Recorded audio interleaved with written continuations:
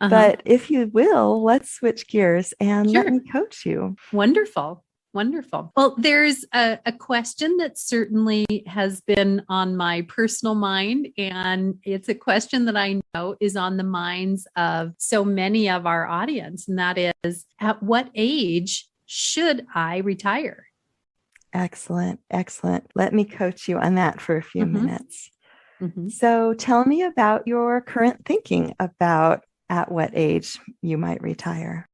It's really interesting. If you would have asked me the question even as recent as 2 years ago, I would have said retirement as I scratch my head. That's something for other people. That's not something that I would ever do because I always anticipated that I would just work forever. And I feel really blessed that the work that I get to do is not super physically demanding. So, since it's not super physically demanding, as long as I have my mental faculties, I should be able to continue to do this work forever.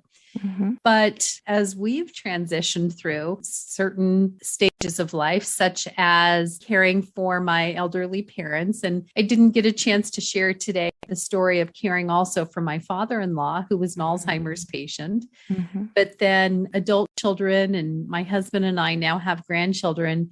And our youngest son just started his senior year of college. So we're clearly into that empty nest stage.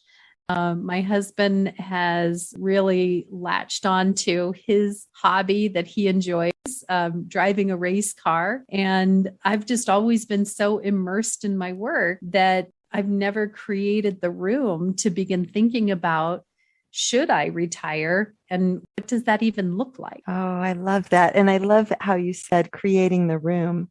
Mhm. Is that something that you'd like to do, is create a little bit of room to think about what retirement might look like? I've started to imagine a little bit, having some room in my life to do some different things, like making sure that there's always time to go to a ball game with the kids, with my grandkids, and go on vacation with them, and take them to explore different parts of the country. I sometimes fantasize about taking a road trip and getting in an RV and going to explore America with my grandkids and things like that. So there's some things like that begin to bubble up as ideas that sound fun. But I don't think that any of those ideas would require that I literally retire, Mm-hmm. Mm-hmm. but perhaps have some seasons where I can step away from my work for a short period of time. Oh, what a great idea. Well, let's just take a minute, and if you would picture yourself, and I'm going to use the timer so that we're Okay. really honest and that we do a minute. I'm going to ask you to just get in that space of picturing yourself on a traveling with a child or a grandchild or two or three or Mm-hmm. more, and what it feels like, what you're seeing, hearing, smelling, tasting, feeling inside. So let me start the timer and just let you get into that space, okay? Mm-hmm. All right. It was really interesting. I was driving to a closing for one of my clients. It was up in Evergreen. It was just last week. And as I was driving up to Evergreen and driving back from Evergreen, I noticed that there were a number of RVs on the road. And as I was driving past some of the RVs and camping trailers and things like that, I found myself wondering who the families were that were traveling. Did they have small children? Were they senior adult? What were their stories? And I could see myself, sitting at the picnic table, uh, Mm-hmm. fixing a ham sandwich for lunch, and then going out for a little hike after we find a nice place to park the RV. And then later in the evening, building a little campfire and sitting around the campfire, telling stories and talking about our day and planning where we would go for the following day's excursion. Those are some of the kinds of conversations that I thought would be fun, and having that kind of space. Oh, I love that. I love that. So, with that feeling that you get, picturing yourself with the Mm-hmm. kids and grandkids, connecting with them, I mean, the feelings inside you must just feel so good, right? Like, Yeah, do yeah. you want to name some of those good feelings? Yeah, I mean, sharing the stories of the past, and getting to know them, talking about their grandparents, my parents, what I experienced as a child growing up, and asking them what it's like for them growing up. What are some of the people that discovered some of the areas that we're seeing, learning the history of the area and just telling those stories and getting to know each other better through those stories. Oh man, I'm right there with you. As you're describing it, I can just feel how good it feels to feel connected with the kids, be learning together, having them learn about you and you getting to know them at a whole nother level. It just makes my heart feel good.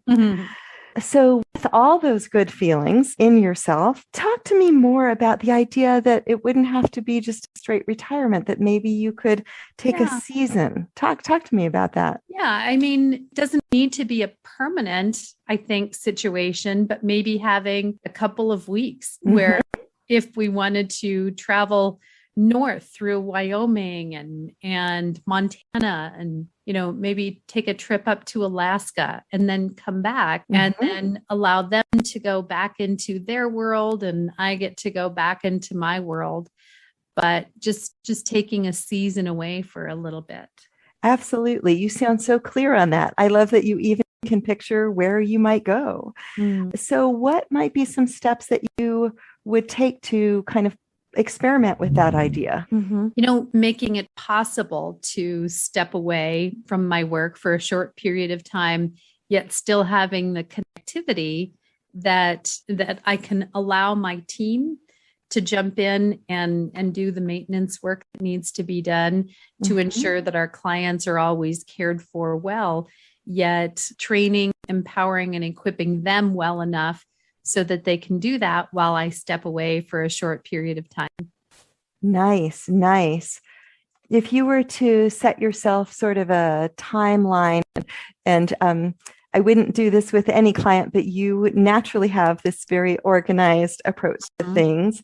If you were to set yourself for a timeline, how much kind of on-ramp time before the actual season that you would take would you want to put those pieces in place? Yeah, that's the question that I struggle with the most because I don't really know what that timeline would look like. I don't know that I have a deadline in place, and that's the piece that I wrestled with. I want it to be soon enough that my husband and I can enjoy time together while we're still healthy and young enough and spry enough to be able to really enjoy these times together.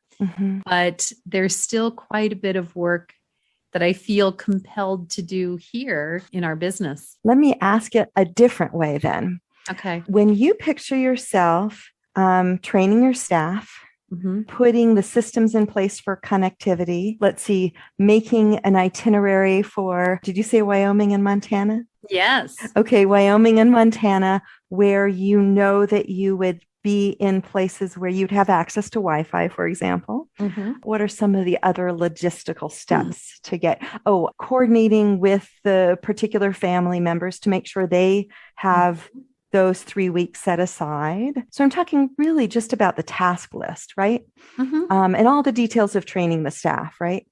How many, if I told you, okay, you've got a vacation coming up, a 3-week vacation coming up, how many days, weeks, months would it take you to put all those logistical pieces in place? Yeah, I guess that's a really good question. That my first guess at attempting an answer to that question is it would probably take between 3 and 6 months. That's what I was thinking too. Right. Realistically, because you know that there's a lot of steps. Yeah. 3 and 6 months. Okay. So if we were coaching on a regular basis, what I would say is tapping into that feeling that you got where you pictured yourself at the campfire with your family members, swapping stories and the little sparks coming up off of the fire and, hearing about your grandchild's, what's important to him or her, that whole thing. And you put yourself in that emotional space. Are you interested in starting that 3 to 6 month process of planning a 3-week season with them? Yeah. Yeah, I think that would be really nice to do. I hear in your voice a sense of like, wow, I would really like to Mhm. do that. Yeah, absolutely. So let me ask you this. If you were to take just one step Mhm. next week, Mhm. what would it be? I think just selecting the date. I love it. You're beginning with the end in mind. Mhm. Some people might say, oh, my first step is just to make a to-do list, right? So the lovely thing about coaching is we work with people at whatever style works for them, Mhm. selecting the date. So pretending that we had a coaching session, another coaching session coming up next week or the week after, Mhm. I would ask you, would you like to give yourself that homework of selecting the date? Perfect. All right. That sounds good. And what we would do is we would end the coaching. Well, actually, let's just do it. Let's really do it. So, okay, so let's pretend we're meeting in 2 weeks and your homework is to select a date. I will be eager to hear what that date is and also eager to hear what other thoughts kind of sprung up, thoughts and feelings sprung up as you went about that Wonderful. process. Mhm. But to close this session now, what I'd like to ask you is when you think about how we've passed the last few minutes talking together, what did we say or what did you say that you think back and say, oh, that just made me feel warm and fuzzy in my heart? Mhm. Describing the conversations around the campfire just feel just so warm and bonding. Yeah. It made me feel that way too. Mm. All right. Well, that closes our coaching session. Thanks so much for being for participating in the demonstration. That was really fun to coach you, Christine. Oh, that's kind of you to say. And it was a great experience for me as well.